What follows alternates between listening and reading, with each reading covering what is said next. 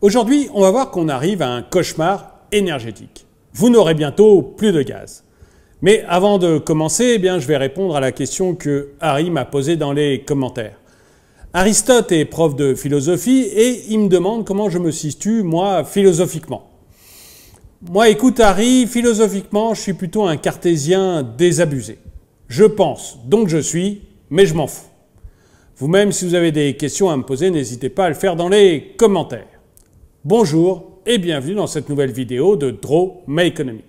Si vous n'êtes pas abonné, comme toujours, je vous suggère de le faire et de cliquer sur la cloche pour être prévenu lorsque je sors une nouvelle vidéo. Vous en souvenez, il y a presque un mois, peut-être même plus, je vous avais parlé de Camille. Camionnette, c'est une de mes amies qui travaille pour un géant pétrolier. Et Camille, elle avait été appelée par Bruno Le Maire et par le gouvernement pour savoir comment ça allait se passer avec l'énergie en France, surtout dans le contexte ukrainien. Et Camille avait été extrêmement claire.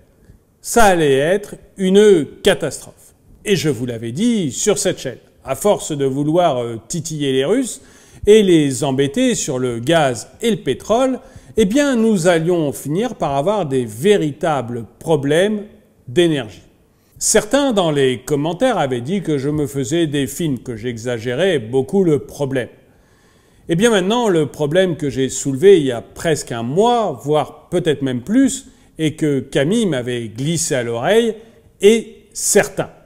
3 grands énergéticiens, Total Energy, Engie et EDF, viennent d'appeler les Français à faire des économies d'énergie très rapidement, sinon nous n'aurons plus de gaz ni d'électricité cet hiver. Bref, d'après ces 3 grands énergéticiens, vous allez passer l'hiver à vous geler. En fait, l'Europe, en se privant du gaz et du pétrole russe, a voulu faire un exemple. On prenait comme ça des mesures contre la Russie. Mais évidemment, cela a touché avant tout les populations européennes. Parce que la Russie, elle, de son côté, a vendu son gaz et son pétrole à la Chine et à l'Inde. Et comble de tout même, elle a vendu son pétrole à l'Inde qui le transforme et qui nous le revend après en faisant une marge. Bref, les gouvernants ont pris des mesures contre la Russie et vous allez en payer les pots cassés. Et les patrons de Total, d'Engie et d'EDF vous demandent maintenant de faire attention à votre consommation. Vous devez absolument, tout de suite, arrêter de consommer autant. L'effort, d'après la tribune qu'ils ont fait tous les 3, doit être collectif, immédiat et massif. En fait, l'enjeu, c'est que la France réussisse à reconstituer son stock de gaz, un stock qui doit être à 100%, alors qu'il est actuellement de 58%. Alors, pour cela, Madame Borne, elle a déjà décidé de mettre un nouveau terminal gazier flottant au Havre pour pouvoir continuer à s'approvisionner en gaz auprès des États-Unis. Là encore, une décision merveilleuse du gouvernement. On interdit en France la recherche et l'exploitation du gaz de schiste. Par contre, on devient les premiers acheteurs mondiaux de gaz de schiste que l'on achète aux États-Unis. Et on construit des terminaux gaziers pour pouvoir accueillir ce gaz de schiste chez nous. Chercher la cohérence et la logique dans tout ça. Bref, on a besoin de rétablir nos réserves de gaz pour pouvoir passer l'hiver.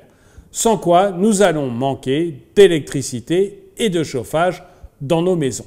Et en Allemagne, c'est exactement la même chose. La situation est peut-être même pire. Comme l'Allemagne a voulu se passer du nucléaire et qu'elle mise tout sur les éoliennes et maintenant également sur les centrales à charbon, elle s'aperçoit qu'elle risque d'avoir de très gros problèmes pour passer l'hiver.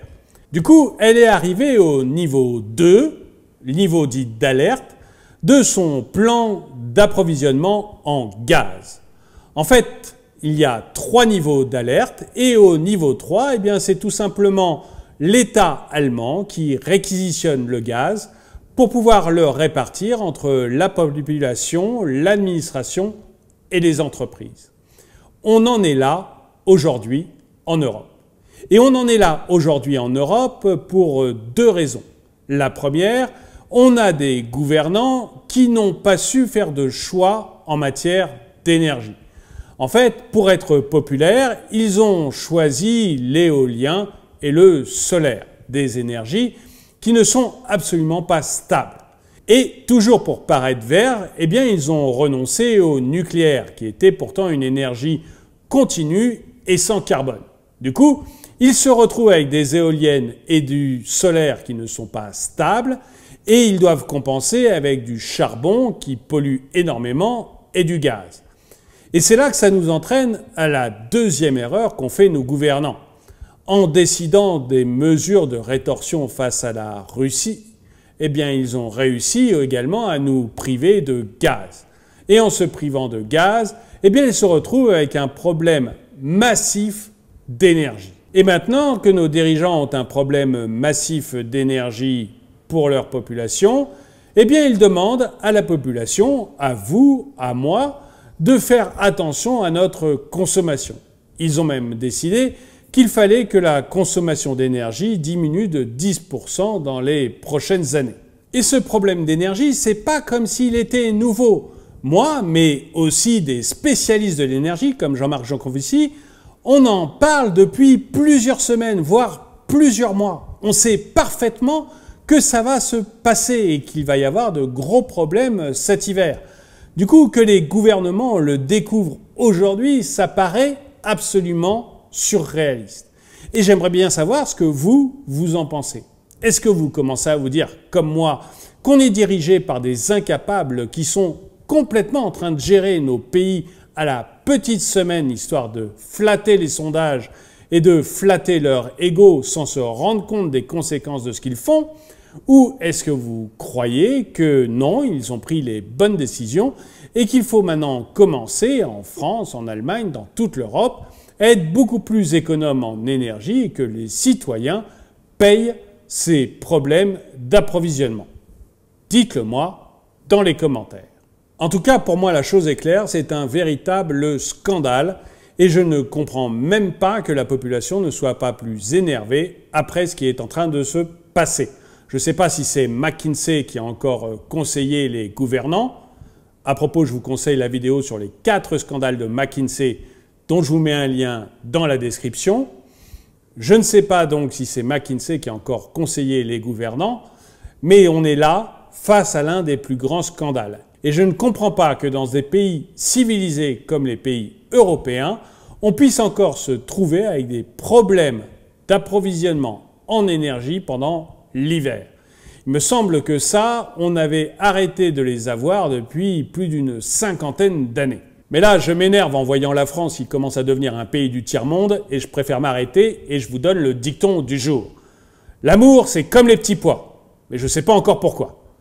Merci d'avoir regardé cette vidéo, mettez-lui un pouce vers le haut, commentez-la, partagez-la. Merci à tous ceux qui soutiennent la chaîne et je vous dis à très bientôt.